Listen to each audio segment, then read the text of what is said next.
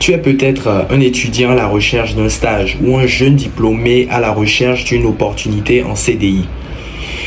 Cette vidéo est faite pour toi, car ici je vais te partager les meilleures astuces pour réussir à chaque fois son entretien. Je vais te partager les points clés sur lesquels tu dois désormais en 2023 mettre l'accent pour obtenir un oui.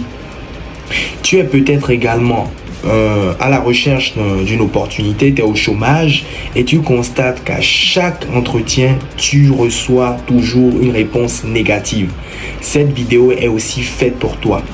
Je t'invite fortement, cher ami, à écouter de bout en bout cette vidéo et de prendre des notes si besoin, de réécouter la vidéo si besoin, car ce que je te partage ici, je pourrais normalement le monétiser, et j'estime qu'il est bon, il est bien de pouvoir partager pour que ton succès soit plus tard le mien. Donc reste au bout de cette vidéo, écoute religieusement, soigneusement, et ces différentes astuces que j'aurai à te partager fonctionnent peu importe où tu sois, que ce soit en France, que ce soit dans un pays en Afrique, que ce soit dans un pays en Amérique du Sud, car les hommes sont tous les mêmes. Nous sommes tous pareils.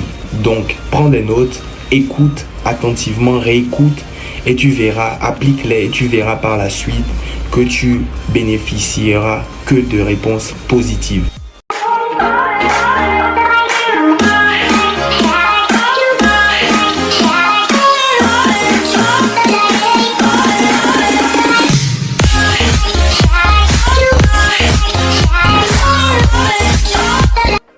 Salut à toi, moi c'est Christian de la chaîne EVF.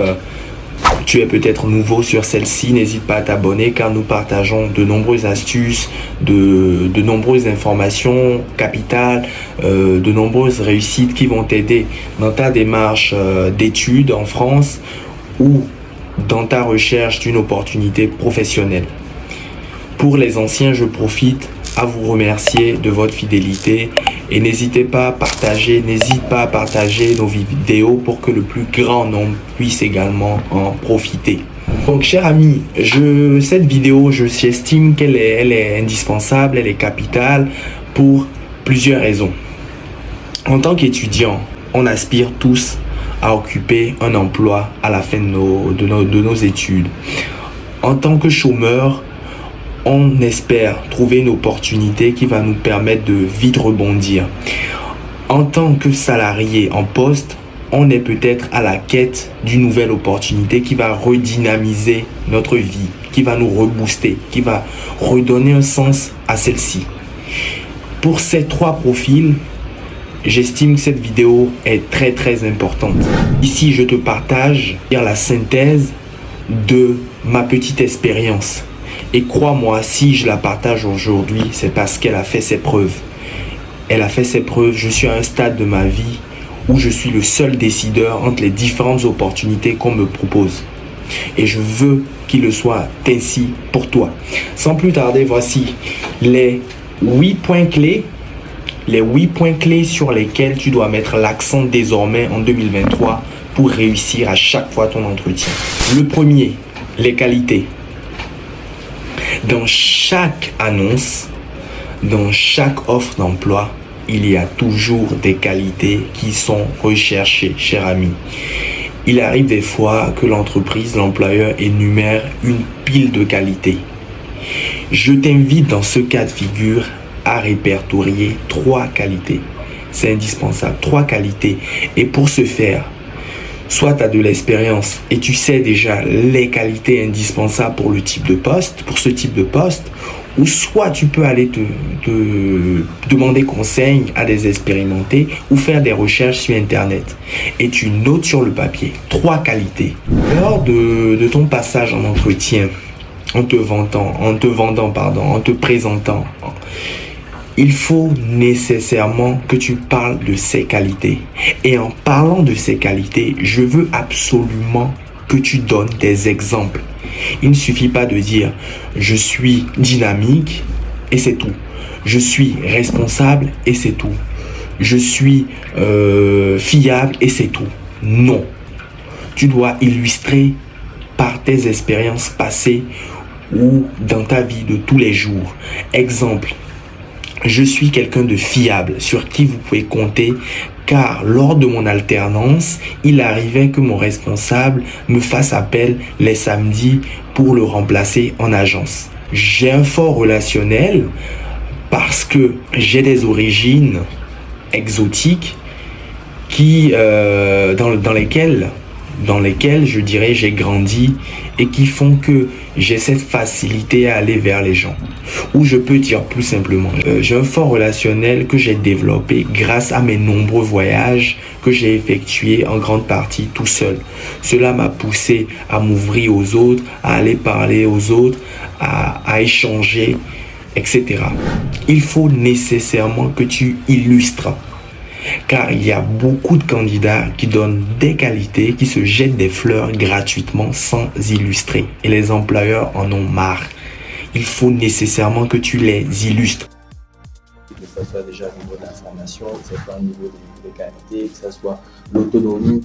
L'autonomie, je pense que c'est l'une de mes qualités les plus fortes. Depuis que je suis en France, ça fait 9 ans que je suis en France, j'ai toujours été autonome, que ce soit au niveau de l'autonomie en France, je l'ai, que ce soit aussi dans le travail, parce que sur mes différentes missions commerciales, j'étais autonome dans le travail, j'organisais mes journées en fonction des priorités et je rendais compte à mon responsable, à mon manager de l'évolution de l'activité et éventuellement aussi le contacter pour avoir des conseils sur certains dossiers où j'avais un peu du mal à accélérer sur le closing. Après aussi la ténacité, je dirais, je suis quelqu'un d'assez tenace, j'arrive facilement à gérer le stress. Donc voilà ce que je peux apporter à ce niveau, que ce soit l'organisation. Donc j'aurai moins de travail, vous n'aurez pas besoin de me expliquer parce que moi je sais ce que j'ai à faire quand je me lève. J'hésite pas à demander des conseils si besoin. J'adore apprendre aussi de mes collègues, leur apprendre, transmettre aussi ma petite expérience parce que j'adore le management, tout ce qui est l'enseignement. Je donne des cours de tennis. J'adore transmettre le savoir. Au niveau des missions, c'est des missions que je fais, que ce soit la chasse, l'élevage. Après, je suis conscient que c'est une autre typologie de métier. Après, je compte sur ma capacité d'adaptation. Il y va de même pour tes défauts. Il faut les illustrer pour qu'il n'y ait pas de quiproquo, pour que l'employeur puisse bien cerner le personnage que tu es. Attention, en citant des défauts, il ne faut pas non plus te tirer des balles dans le pied. Il faut choisir les bons défauts, les défauts soft, les défauts light, qui ne vont pas impacter ta réussite. Tu ne peux pas par exemple être commercial et dire je suis par moment je suis impulsif par exemple, je suis impulsif, je suis stressé. Non, ça c'est se tirer des balles dans le pied. En tant que commercial par exemple, tu dois pouvoir gérer tes émotions, supporter les caprices des clients dans la limite du raisonnable bien sûr, quitte à le recadrer poliment. Tu dois pouvoir gérer tes émotions, tu dois pouvoir être professionnel en quelques mots. Donc il faut faire attention au choix des défauts. 2. Le sourire.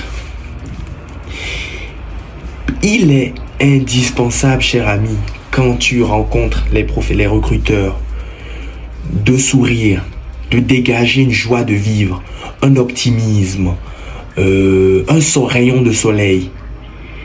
Cela est tout à fait possible. Il faut nécessairement que tu souris. Pour le recruteur, c'est signe de positivité. Il a envie d'être entouré de personnes joyeuses, positives, car le marché est déjà assez tendu, car il y a déjà assez de pression, assez d'ondes négatives pour recruter quelqu'un qui apportera de la négativité, de la tristesse, de la nervosité. Non, il faut que tu souris. Il faut que tu souris, pas jouer au clown. D'entrée, quand tu arrives, tu souris. Pour répondre, tu souris. Il faut que tu dégages cette lumière, je dirais, cette lumière. On aime tous, en tout cas, tous ceux qui sont normaux, adorent échanger avec des personnes joyeuses, souriantes, positives. Et il faut que tu le fasses.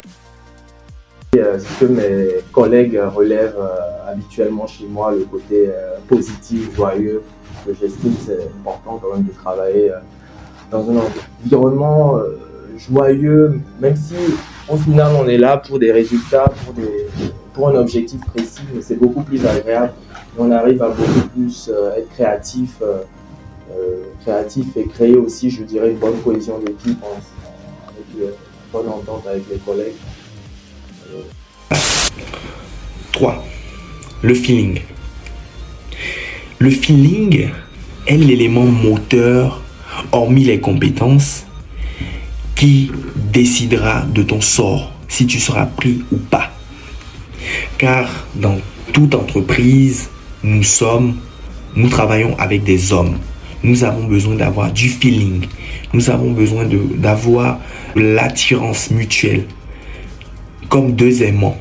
Vous voyez, quand vous mettez deux aimants proches, ils ont tendance à se batailler pour se rapprocher. Il faut que tu crées ce feeling, que tu crées cette envie. Et cela passe aussi par le sourire.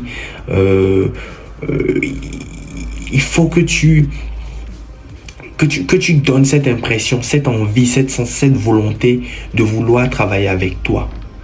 Et il y va dans ta façon de répondre, dans ta posture, dans ton expression non verbale, dans ton comportement, dans ton attitude. Il faut que ça te donne envie. Il faut que tu puisses trouver des points d'accroche. Le recruteur peut-être fait du tennis, peut-être en fait, essaie de créer du lien. Ça c'est indispensable de nos jours. C'est indispensable et c'est une grosse plus-value. 4. La connaissance du marché. Il est très très irritant et peu professionnel de vouloir occuper un poste dans une entreprise et de ne pas connaître son marché. Peu importe le poste auquel tu postules, commercial ou pas commercial, tu dois connaître ton marché, connaître les éléments clés, connaître les défis, les enjeux et un peu aussi la concurrence. Cela est très très important. Cela montre que tu t'intéresses réellement au poste, que tu ne recherches pas un poste juste pour payer tes factures. Oui, il baisse parce que il baisse. Donc, je m'intéresse à une opportunité en fonction de ce que je peux apporter. C'est les missions déjà, comme j'ai dit. C'est une mission. Ici, on est sur de l'élevage. C'est de la proximité, créer du lien, renforcer la marque, même si la marque est déjà quand même bien implantée. Voilà, renforcer et jouer le rôle d'ambassadeur. Donc renseigne-toi, tu as le site internet de l'entreprise, tu as Google, tu as les différents sites spécialisés. Donc c'est important que tu aies quelques éléments clés.